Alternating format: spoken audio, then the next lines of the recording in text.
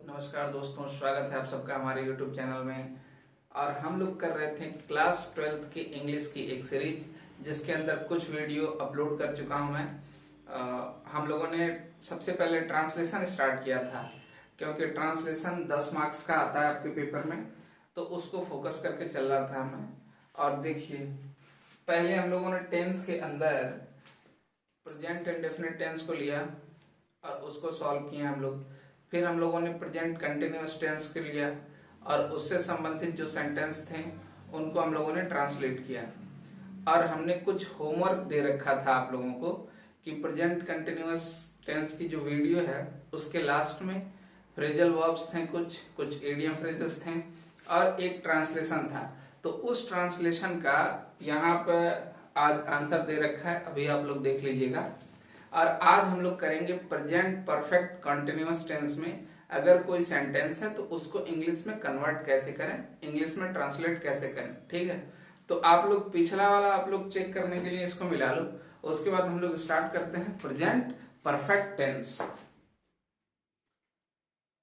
देखिए दोस्तों, present perfect tense हमने यहाँ पे लिख दिया है, प्रेजेंट परफेक्ट टेंस। तो कोई हिंदी का वर्ड अगर प्रेजेंट परफेक्ट में दिया हुआ है, हिंदी का एक स्टेटमेंट है या एक सेंटेंस है, तो उसे आप कैसे पहचानोगे? उसको पहचानने के लिए वाक्य के अंत में कुछ वर्ड्स आते हैं। बेसिकली आपको आइडिया भी होगा, पहले से पता रहता है हम लोगों को, क्योंकि क्लास 9th में 10th में कई बार इन चीजों को पढ़ा होता है हम लोगों ने। तो कुछ वर्ड्स मैं यहाँ पे लिखा हूँ, देखिए। जैसे यहाँ पे मैंने लिखा कि वाक्य में मुख्य क्रिया के साथ चुका है, चुकी है, चुके हैं, लिया है, दिया है, लिए हैं, दी है, की है इत्यादि शब्द आते हैं। ठीक, तो जहां पे वो सेंटेंस खत्म हो रहा होगा, सेंटेंस के साथ ये सारे वर्ड्स अगर आपको देखने को मिल रहे हैं, तो आपको ये अनुमान लगाना है कि ये बाई टेंस जो है किस टेंस में आ रहा होगा, प्रेजेंट परफेक्ट टेंस के अंदर वो सेंटेंस आ रहा है। ठीक, अब देखिए इसको ट्रांसलेट कैसे करेंगे। तो इसके एक फॉर्मूला है, फॉर्मूला मैं यहाँ पे लिखा हूँ, सब्जेक्ट प्लस हैज है प्लस वर्ब की थर्ड फॉर्म और प्लस ऑब्जेक्ट। इसी फॉर्मूले को इम्प्लीमेंट करेंगे इन दोनों सेंटेंस में। ये दोनों सेंटेंस मैंने एग्जाम्पल के तौर पर ले रखा है। ठीक, एक चीज और जानने वाली बात है कि कब हैज लगेगा और कब हैव लगेगा। तो अगर सब्जेक्ट आपका थर्ड पर्सन हो, यहाँ मैंने लिख रखा है, अगर सब्जेक्ट कैसा है, थर्ड पर्सन, जैसे ही, सी, इट ये है, या फिर किसी का नाम है, जैसे महेश है, सोनू है, ये सब है, किसी का नाम आया है, तो उस केस में हम लगाएंगे हैज। लेकिन इनके अलावा यानी थर्ड पर्सन और नाम के अलावा अगर कोई भी सेंटेंस आता है, सॉरी कोई भी आपका सब्जेक्ट आता है, तो उस केस में हम क्या करेंगे, हैव का यूज कर लेंगे। ठीक है, जैसे आई के साथ भी हैव का यूज कर लेंगे। और कोई भी प्लूरल है, वी, दे, इन सब के साथ हम किसका यूज करेंगे, हैव का। ठीक, अब देखते हैं सेंटेंस। देखिए मैंने लिखा है यहाँ पर कि मैंने अपना प्रोजेक्ट पूर्ण कर लिया है या पूरा कर लिया, ये एक सेंटेंस है। ये देखना है कि इसके लास्ट में क्या है। देखिए इसका काम क्या है, मुख्य क्रिया यहाँ पे लिखा है ना, तो मुख्य क्रिया क्या है, प्रोजेक्ट को पूरा करना, तो पूर्ण कर लिया है। अब लास्ट में देखिए लिया है, और मैं इसमें लिखा हूं, देखिए कि लिया है, दिया है, लिए हैं। ठीक, तो ऐसे जो हिंदी के सेंटेंस हैं उसके अंदर लास्ट वाले वर्ड्स को अगर आप देखोगे तो आपको पता चल जाएगा कि हाँ भाई ये प्रेजेंट परफेक्ट टेंस का सेंटेंस है। देखिए अब इसको ट्रांसलेट करते हैं। देखिए सबसे पहले क्या आना चाहिए, सब्जेक्ट। तो सब्जेक्ट के लिए यहाँ मैंने है, तो मैंने के लिए सब्जेक्ट क्या होगा, आई होगा। ठीक, तो ये देखिए सब्जेक्ट आ गया इसमें मैंने। उसके बाद आई के साथ क्या लगेगा, हैज या हैव। तो आप जानते हैं कि आई ना ही थर्ड पर्सन है ना ही किसी का नेम है, तो इस केस में हमें क्या यूज करना होगा, हैव। तो हमने लिख दिया आई हैव। कोई दिक्कत, बिल्कुल आसान है। पहले सब्जेक्ट लिखा है, फिर हेल्पिंग वर्ब लिख दिया, उसके बाद वर्ब की थर्ड फॉर्म। तो वर्ब देखिए इसमें क्या है, वर्ब है पूरा करना। तो पूरा करने का वर्ब का, पूरा करने का मतलब होता है कंप्लीट, लेकिन वर्ब की कैसी फॉर्म लगेगी, थर्ड फॉर्म। तो हम क्या लगाएंगे, कंप्लीट में ई भी जोड़ दीजिए, उसका थर्ड फॉर्म बन जाएगा, तो ये बन जाएगा कंप्लीटेड। ठीक, अब आप देखिए सब्जेक्ट हो गया, हेल्पिंग वर्ब हो गया, वर्ब हो गया मेन वर्ब, उसके बाद क्या आएगा ऑब्जेक्ट। तो आई हैव कंप्लीटेड, उसके बाद क्या बच रहा है कि अपना प्रोजेक्ट है ना। अपना प्रोजेक्ट के लिए आप वर्ड लगाओगे आई के हिसाब से, अपना क्या बनेगा माई, और प्रोजेक्ट तो इंग्लिश का ही वर्ड है तो प्रोजेक्ट को प्रोजेक्ट ही लिख देंगे। ठीक, देखिए अब पूरा सेंटेंस क्या बना, पूरा सेंटेंस बना I have completed my project, और इसमें दे भी रखा था कि मैंने अपना प्रोजेक्ट पूरा कर लिया है। यहाँ पे देखिए पहले सब्जेक्ट आया, फिर हेल्पिंग वर्ब आई, फिर वर्ब की थर्ड फॉर्म आई, फिर ऑब्जेक्ट के रूप में माई प्रोजेक्ट आया। ठीक, अब देखते हैं दूसरे सेंटेंस को। देखिए दूसरा सेंटेंस हमने ले रखा है ट्रेन आ चुकी है। ठीक, तो ट्रेन के लिए पहले सब्जेक्ट लिखिए। सब्जेक्ट क्या है, सब्जेक्ट का नाम है, तो ट्रेन से पहले द लगता है तो हम लिखते हैं द ट्रेन। अब आप बताइए ट्रेन एक नाम ही तो है ना। एक ट्रेन दो ट्रेन ऐसे बात तो हो रहे हैं, बोला है ट्रेन और द लगाया है तो कोई स्पेसिफिक ट्रेन है, तो द ट्रेन, तो इसके साथ क्या लगेगा हैज लगेगा, द ट्रेन हैज। ठीक, आ चुकी है तो क्या होगा, अराइव होता है आने का, किसी भी चीज को आने का इंग्लिश क्या होता है अराइव, लेकिन वर्ब में कौन सी फॉर्म लगेगी, थर्ड फॉर्म। तो अराइव का थर्ड फॉर्म लिख लीजिए अराइव्ड, अराइव्ड है ना। अब देखिए कोई ऑब्जेक्ट बचा ही नहीं, ट्रेन आ चुकी है तो हमने लिख दिया द ट्रेन हैज अराइव्ड। कोई ऑब्जेक्ट बचा क्या, नहीं बचा है ना। तो अगर आप इसको ध्यान से देखेंगे तो चीजें समझ आएंगी, बहुत सिंपल है, कॉम्प्लेक्स नहीं है बिल्कुल भी। अब देखिए ये प्रेजेंट परफेक्ट टेंस, आप जानते हैं कि टेंसेस जो हैं उनके 4 पार्ट होते हैं, और पीछे वीडियो में हम लोग कर भी रखे हैं कि अफर्मेटिव होता है, नेगेटिव होता है, इंट्रोगेटिव होता है और इंट्रोगेटिव नेगेटिव होता है। तो 4 पार्ट्स होते हैं इसके। तो हम लोग अब एक एक करके क्रमवार तरीके से उसको डिस्कस कर लेते हैं कि अफर्मेटिव के सेंटेंस आएंगे तो किस तरीके से बदला जाए, नेगेटिव के आते हैं तो उन्हें किस तरीके से बदला जाए। ठीक है, तो एक फॉर्मूला बेस बनाएंगे जैसा यहाँ पे बना रखा है, इसी हिसाब से एक एक को डिस्कस करते हैं। तो देखिए जब अफर्मेटिव सेंटेंस होता है तो वो सिंपल सा सेंटेंस रहता है, उसमें नॉट वर्ड या ये सारी चीजें नहीं आती हैं। तो ये दोनों जो सेंटेंस अभी आपने देखे तो वो एक्चुअली अफर्मेटिव के ही हैं। ठीक है, तो अफर्मेटिव वाले केस में आप सेम टू सेम यही काम करेंगे, ये फॉर्मूला अप्लाई करेंगे और उन ऐसे सेंटेंसों को क्या करेंगे आप आराम से हिंदी से इंग्लिश में ट्रांसलेट कर लेंगे। ठीक, तो अफर्मेटिव में तो बिल्कुल सेम टू सेम यही फॉर्मूला है, तो उसे लिखने की जरूरत नहीं है, आप लोगों का भी टाइम बचेगा। ठीक, हम लोग आ जाते हैं इसके बाद नेगेटिव सेंटेंस, फिर इंट्रोगेटिव, फिर इंट्रोगेटिव नेगेटिव। तो आइए देखते हैं प्रेजेंट परफेक्ट में नेगेटिव सेंटेंस में क्या फॉर्मूला है और उन्हें किस तरीके से हम इंग्लिश में अनुवाद करें। देखिए यहाँ पर कुछ नेगेटिव सेंटेंस लिख रखे हैं और उसका फॉर्मूला लिख रखा है। नेगेटिव सेंटेंस को कैसे कन्वर्ट करें, अगर हिंदी में है तो इंग्लिश में कैसे ट्रांसलेट करें, इसके लिए एक फॉर्मूला लिखा है यहाँ पे, सब्जेक्ट प्लस हैज हैव यानी हेल्पिंग वर्ब, और उसके तुरंत बाद क्या आएगा नॉट आएगा, और नॉट के बाद आएगा मेन वर्ब, और वर्ब का थर्ड फॉर्म आएगा, उसके बाद आएगा आपका ऑब्जेक्ट। ठीक, तो यहाँ पे देखिए 2 सेंटेंस लिखे, इसको ट्रांसलेट करते हैं एक एक को समझ के। सबसे पहले देखिए क्या आना चाहिए सब्जेक्ट, तो इसमें ढूंढिए सब्जेक्ट कौन है, सब्जेक्ट राम है तो आप लिख लीजिए राम। ठीक, इसके हिसाब से राम क्या है, एक नाम है, और नाम के हिसाब से क्या आएगा हैज या है, तो आपको पता ही है हैज आएगा। ठीक, राम हैज, उसके तुरंत बाद क्या आएगा नॉट, क्योंकि नेगेटिव सेंटेंस है तो नॉट आएगा, तो राम हैज नॉट। ठीक, उसके बाद वर्ब की थर्ड फॉर्म, तो वर्ब देखिए क्या है, वर्ब है स्कूल नहीं गया, मतलब जाना वर्ब है, तो जाने की इंग्लिश होती है गो, लेकिन गो का थर्ड फॉर्म क्या होता है वर्ब का, गो के बाद वेंट, वेंट के बाद गॉन, है ना, तो गो वेंट गॉन, तो थर्ड फॉर्म बनता है गॉन, तो हम लिखेंगे गॉन। उसके बाद कहाँ नहीं गया, ऑब्जेक्ट है हमारा स्कूल नहीं गया, तो टू स्कूल।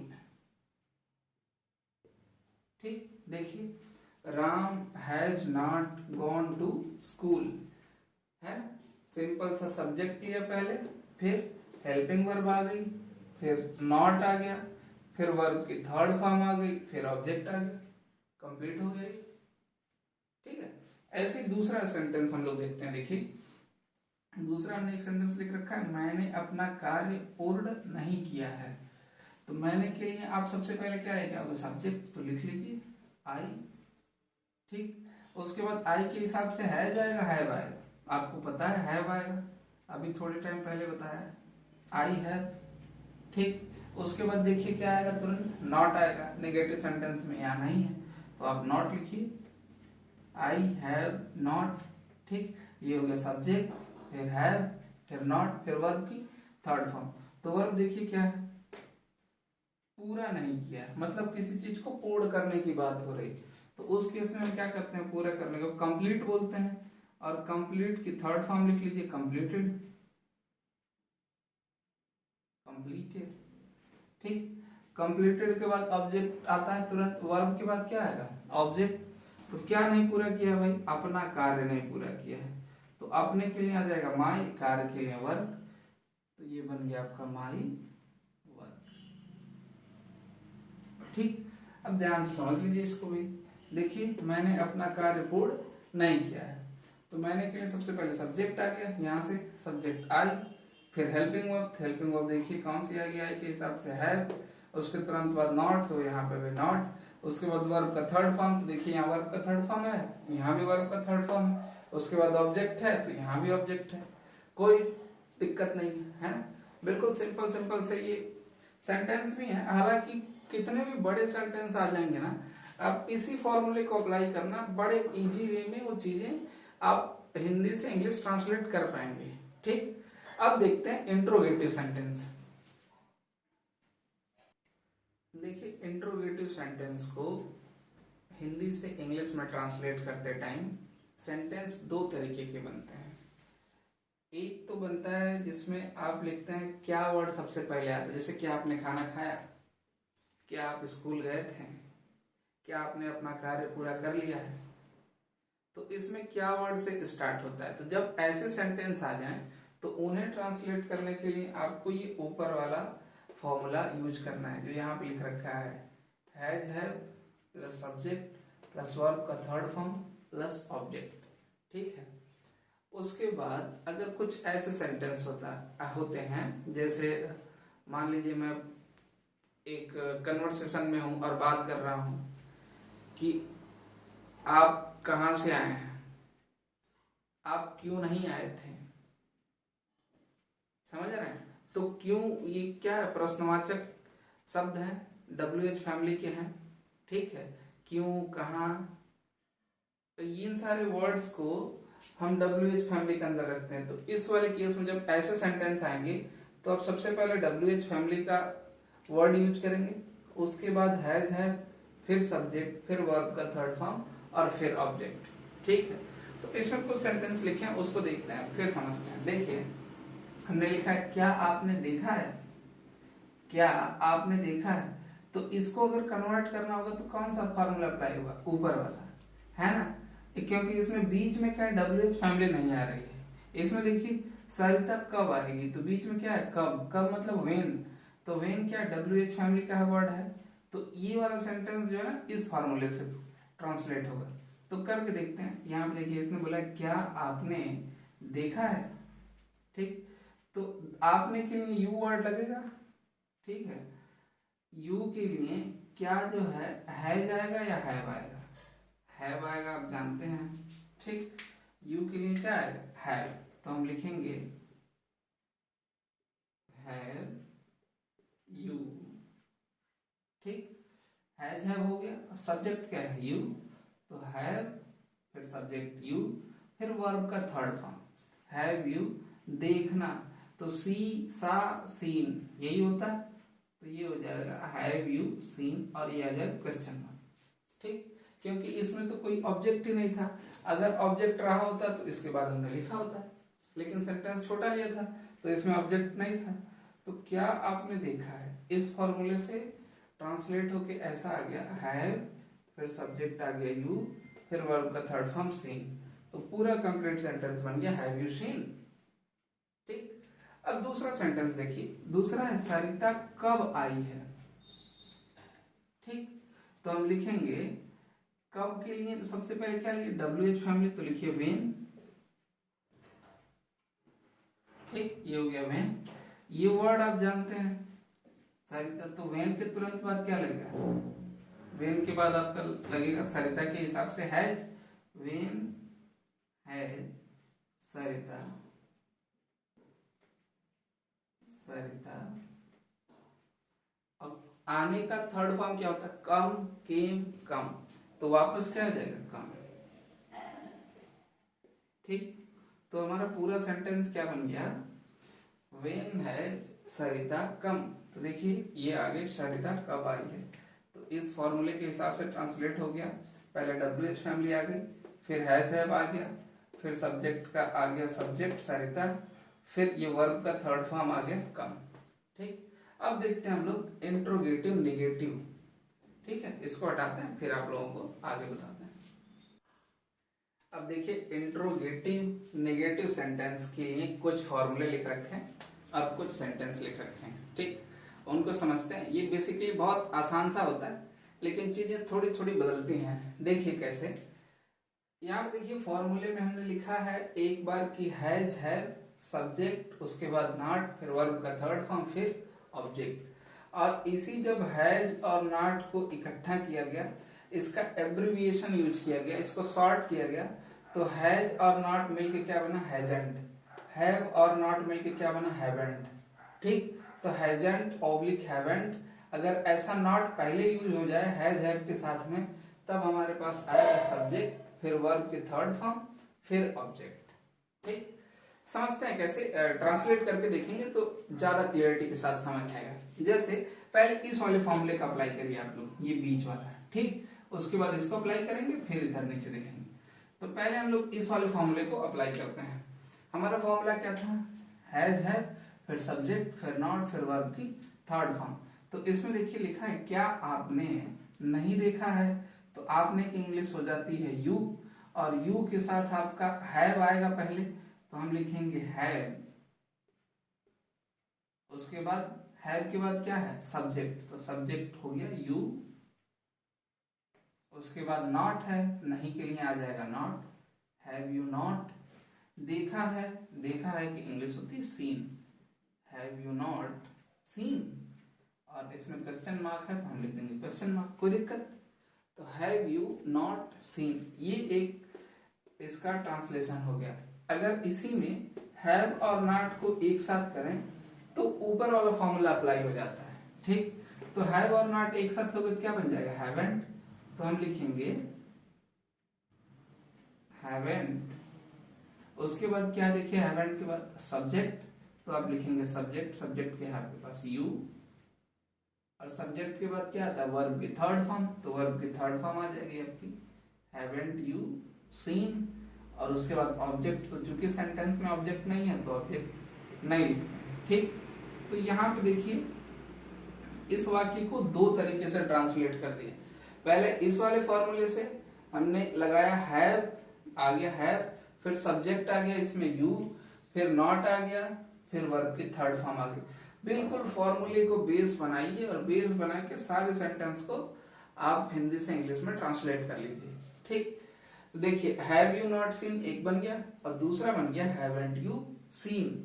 तो यहाँ पे देखिए हैवंट, फिर सब्जेक्ट, फिर वर्ब का थर्ड फॉर्म। तो ये वाला फॉर्मूला अप्लाई हुआ है नीचे, और ये बीच वाला फॉर्मूला अप्लाई हुआ है ये ऊपर वाले सेंटेंस में। कोई दिक्कत, क्लियर हो रहा होगा। ठीक है, अब देखते हैं अगले सेंटेंस में। अगले सेंटेंस में देखिए इसने बोला सरिता क्यों नहीं आई है। ये बेसिकली बोलचाल में भी हम लोग यूज करते हैं। ये सब ऐसे वर्ड्स हैं कि बेसिकली हम लोग डेली लाइफ में बोलचाल के लिए भी यूज करते हैं। देखिए सरिता क्यों नहीं आई, इसमें WH फैमिली है, वाई क्यों है ना, तो सबसे पहले इस वाले से हम लोग परिवर्तित करते हैं। ठीक, तो WH फैमिली को पहले लिखते हैं, तो लिखेंगे हम वाई। उसके बाद क्या आना चाहिए, हैज है, तो वाई, चूंकि सरिता क्या एक नाम है तो नाम के साथ क्या आएगा, हैज, वाई हैज। उसके बाद सब्जेक्ट, सब्जेक्ट कौन है, सरिता, तो लिख दीजिए सरिता, वाई हैज सरिता। और सब्जेक्ट के बाद क्या आएगा आप बताइए, नॉट, तो यहाँ पर लगाइए नॉट। उसके बाद क्या आएगा, वर्ब की थर्ड फॉर्म। तो वर्ब क्या है, आना, तो आने का थर्ड फॉर्म क्या होता है, कम केम कम, या फिर अराइव भी लिख सकते हैं, अराइव्ड, अदरवाइज कम लिख दीजिए। ठीक, तो वाई है सरिता नॉट कम, ये बन गया इस नीचे वाले से। देखिए वाई, फिर हैज है, फिर सब्जेक्ट, फिर नॉट, फिर वर्ब की थर्ड फॉर्म, फिर ऑब्जेक्ट। इस सेंटेंस में भी देखिए पहले डब्ल्यू एच था तो पहले डब्ल्यू एच आ गया वाई, फिर हैज है था तो हैज आ गया, फिर सब्जेक्ट था तो सब्जेक्ट सरिता आ गया, फिर नॉट था तो यहाँ नॉट आ गया, फिर वर्ब की थर्ड फॉर्म थी तो वर्ब की थर्ड फॉर्म कम आ गई। कोई दिक्कत? तो ये तो एक तरीका था इसको ट्रांसलेट करने का। इसको एक दूसरे पैटर्न से भी, जैसे यहाँ पे हमने एब्रिविएशन यूज किया ना, तो यहाँ भी कर सकते हैं। तो हैज और नॉट का एब्रिविएशन एक साथ अगर आप कर देंगे तो बन जाएगा हैजंट। तो अगर यहीं पे आप वाई के बाद हैजंट लिख लें, सिर्फ हैजंट, ठीक है, वाई हैजंट सरिता कम, मैं पूरा ही लिख देता हूँ ताकि कंफ्यूजन ना रहे। देखिए वाई हैजंट सरिता कम, ठीक। तो ये एक दूसरा पैटर्न हो गया जो एब्रिविएशन यूज करके ट्रांसलेट कर सकते हैं। तो देखिए इंट्रोगेटिव नेगेटिव सेंटेंस को ट्रांसलेट करते टाइम ये नियमों की संख्या थोड़ी सी बढ़ जाती है। हालांकि कॉम्प्लिकेशन कुछ नहीं है, नॉट एक बार पहले ले लेते हैं तो इसके साथ आता है, और अगर साथ नहीं लिए अलग से ले रहे हैं तो सब्जेक्ट के बाद आएगा, सिर्फ इतनी सी बात है। ठीक, इसको आप लोग देख लीजिए, और इससे संबंधित कुछ स्पेशल रूल है, अब उन्हें करते हैं। उन्हें करने के बाद फिर देखते हैं कि कैसे कैसे सेंटेंसों को हम आगे परिवर्तित कर रहे हैं हिंदी से इंग्लिश में। देखिए प्रेजेंट परफेक्ट टेंस के अंदर कुछ स्पेशल रूल्स हैं, उन रूल को मैं यहाँ पे लिख रहा हूँ, जिसमें आप देखेंगे कि सेंटेंस बिल्कुल अलग से लग रहे हैं। ठीक, देखिए पहला नियम समझते हैं। पहला नियम लिखा है इसमें कि जब कोई कार्य भूतकाल में शुरू हुआ हो और अभी भी जारी हो, मतलब वो स्टार्ट तो हुआ हो पास्ट में और अभी तक उसमें कंटिन्यूटी बरकरार हो, अभी भी वो जारी हो। जैसे एक सेंटेंस लेके समझते हैं। देखिए लिखा है वह इस घर में 5 वर्षों से रह रहा है। तो आप देखिए अगर आपको प्रेजेंट कंटिन्यूअस की डेफिनेशन पता हो तो आप कहेंगे रहा है, रही है इत्यादि आता है तो प्रेजेंट कंटिन्यूअस यूज कर लेते हैं, तो वर्ब का आप आईएनजी फॉर्म यूज कर लेंगे। लेकिन इसमें देखिए वो पीछे का भी तो टाइम दे रखा है ना, कि भूतकाल से शुरू हुआ है और अभी भी जारी है। ठीक, तो ये पिछले 5 वर्षों से रह रहा है और अभी भी रह रहा है ना। सिंपल में अगर समझो तो 5 वर्षों से रह रहा है, 5 वर्षों से मतलब 5 वर्ष पहले उस घर में आया होगा और आज भी है। तो इस केस को अगर ऐसा कोई सेंटेंस मिलता है तो उसे आप तुरंत प्रेजेंट परफेक्ट टेंस के अंदर ट्रांसलेट करें। ठीक है, तो अगर इसका ट्रांसलेशन करेंगे तो कैसा होगा, देखिए वह इस घर में 5 वर्षों से रह रहा है, तो हम लिखेंगे ही। ठीक, वह के लिए क्या आएगा, वह के लिए आ जाएगा आपका ही, और घर ही के हिसाब से क्या आएगा, पहले सब्जेक्ट आ गया, सब्जेक्ट के बाद फिर हेल्पिंग वर्ब आता है, तो हेल्पिंग वर्ब आ जाएगा हैज, ही हैज। ठीक, फिर वर्ब का थर्ड फॉर्म, तो वर्ब क्या है, रहना, तो ही हैज लिव्ड। लीव का थर्ड फॉर्म क्या होता है, लिव्ड, ही हैज लिव्ड। फिर ऑब्जेक्ट आ गया, कहाँ रहता है भाई, इन दिस हाउस, इस घर में। कब से रह रहा है, तो फॉर 5 years। समझ रहे, देखिए he has lived in this house for 5 years, कि वह इस घर में 5 वर्ष से रह रहा है। He has lived in this house, छूट गया, घर में रह रहा है ना, तो दिस के साथ क्या रहेगा, घर, तो यहाँ पे आप लिखिए हाउस, HOUSE, हो गया he has lived in this house for 5 years। ठीक, देखिए ये लग तो रहा था कंटिन्यूअस का कि रहा है, रही है इत्यादि आते हैं, लेकिन ऐसा नहीं है। जो भी कार्य, ऐसा जो भी सेंटेंस आपको मिले कि भूतकाल में शुरू हुआ हो और अभी भी जारी हो, उन सारे सेंटेंस को आप कन्वर्ट करें प्रेजेंट परफेक्ट टेंस के अंदर। ठीक है, ये स्पेशल रूल का पहला नियम है। दूसरा देखते हैं, दूसरा लिखा है कि जब कार्य अभी अभी पूरा हुआ हो, है ना। जैसे कोई भी काम है जस्ट अभी पूरा हुआ है, शुरू भी हुआ था और अभी अभी जस्ट पूरा हुआ है।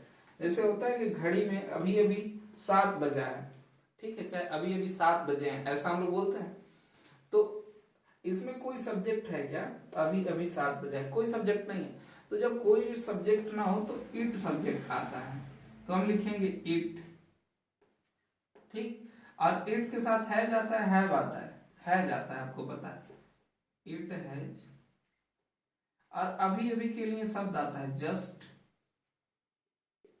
इट हैज जस्ट 7 बजा है, बजने का होता है stuck, stuck, it has just stuck 7,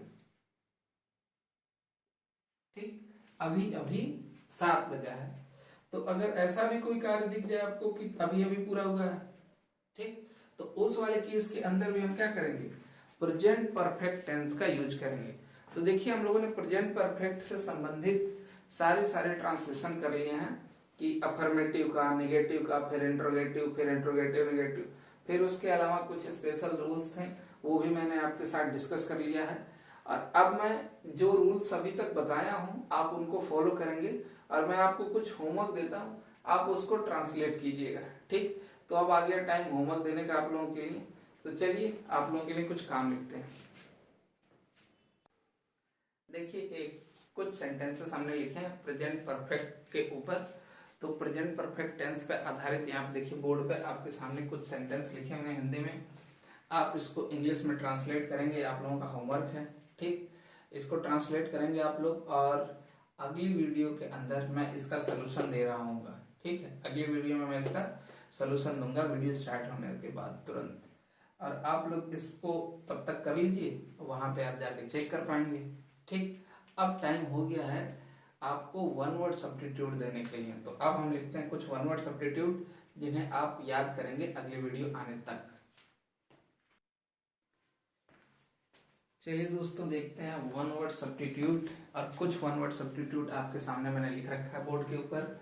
आप देखो पहला लिख रखा है हमने एंटीसेप्टिक। एंटीसेप्टिक क्या होती है? कोई ऐसी चीज जो सड़न रोकने वाली होती है, ठीक। इसका हिंदी में लिख रखा है कि एंटीसेप्टिक क्या होगी भाई? सड़न रोकने वाली। इसका इंग्लिश में आएगा आपको कि a medicine which prevents infection by killing germs, ठीक है। जो जर्म्स को मारकर इन्फेक्शन फैलने से रोकता है उसे हम कहते हैं एंटीसेप्टिक, ठीक। अगले वर्ड पे बात करते हैं, अगला है ब्यूरोक्रेसी। ब्यूरोक्रेसी मतलब होता है अफसरशाही, मतलब अफसर लोगों का शासन, जैसे गवर्नमेंट बाय द ऑफिशियल्स, ठीक। कोई ऑफिसर्स हो, ढेर सारे ऑफिसर्स, और ऑफिसर्स मिलके किसी देश का शासन चला रहे हो तो उसे हम लोग बोलते हैं ब्यूरोक्रेसी, ठीक। यहाँ पे देखिए एक है बाइगोट। बाइगोट मतलब होता है कट्टरपंथ, धर्मांध, जैसे हम लोग बोलते हैं ना कट्टर हिंदू या कट्टर मुस्लिम, ऐसा कट्टर word. One who has narrow and prejudiced religious view, ठीक है, जो सिर्फ अपने धर्म को लेके बहुत ज्यादा संकीर्ण मानसिकता रखते हैं, उनके लिए ये वर्ड यूज किया जाता है बाइगॉट। अगला वर्ड है हमारा सेंटेनरी, ठीक है, सेंटेनरी। इसका मतलब होता है शताब्दी महोत्सव, किसी भी चीज का 100 साल पूरा होने का एनिवर्सरी। देखिए फेस्टिवल ऑफ 100th एनिवर्सरी, ठीक है, 100 साल पूरा होने का महोत्सव। उसके बाद देखिए कैनिबल। कैनिबल का मतलब होता है नरभक्षी। नरभक्षी का मतलब होता है ऐसे लोग जो ह्यूमन बीइंग का मांस खाते हैं, जो इंसानों का मांस खाते हैं, उन्हें हम कहते हैं कैनिबल। अगला वर्ड है देखिए सिमेट्री। सिमेट्री का मतलब होता है कब्रिस्तान। कब्रिस्तान आप सभी जानते हो कि जहां पर लोगों को दफनाया जाता है, ठीक, अ प्लेस ऑफ बरियल्स, ठीक है, जहां पर लोगों को दफनाया जाता है उसे बोलते हैं हम लोग कब्रिस्तान। आगे देखिए कॉस्मोपॉलिटन। इसको यहाँ पे दिया है विश्व प्रेमी, that is free from national prejudiced. लेकिन ऐसा भी होता है कॉस्मोपॉलिटन का मतलब होता है पूरे दुनिया पर शासन करने वाला या पूरे दुनिया में चाहा जाने वाला व्यक्ति, ठीक। तो उसे हम बोलते हैं विश्व प्रेमी, और या फिर पूरे दुनिया पर शासन करने वाला, तो कॉस्मोपॉलिटन हो जाता है, ठीक। कॉस्मो वर्ड जब भी आ जाएगा तो पूरे यूनिवर्स की बात हो रही होगी, ठीक। आगे देखिए कंटेम्परेरी। कंटेम्परेरी मतलब होता है समकालीन।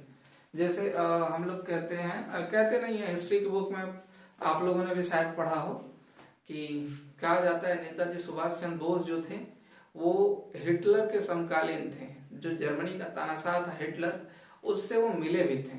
ठीक, तो आज के वर्ड के अंदर हमने इतने वर्ड्स लिख रखे हैं, एक एक को एक्सप्लेन कर दिया कि क्या क्या है, कैसे कैसे है। ठीक, आप लोग इसको याद करोगे और यही आज आप लोगों का होमवर्क है। एक ट्रांसलेशन दे रखा है, उसको आप लोग कंप्लीट करिएगा और इसको लर्न करिएगा। ठीक, और देखिए अगर वीडियो में सारी चीजें आपको पसंद आ रही हैं तो वीडियो को लाइक, शेयर और सब्सक्राइब जरूर करें।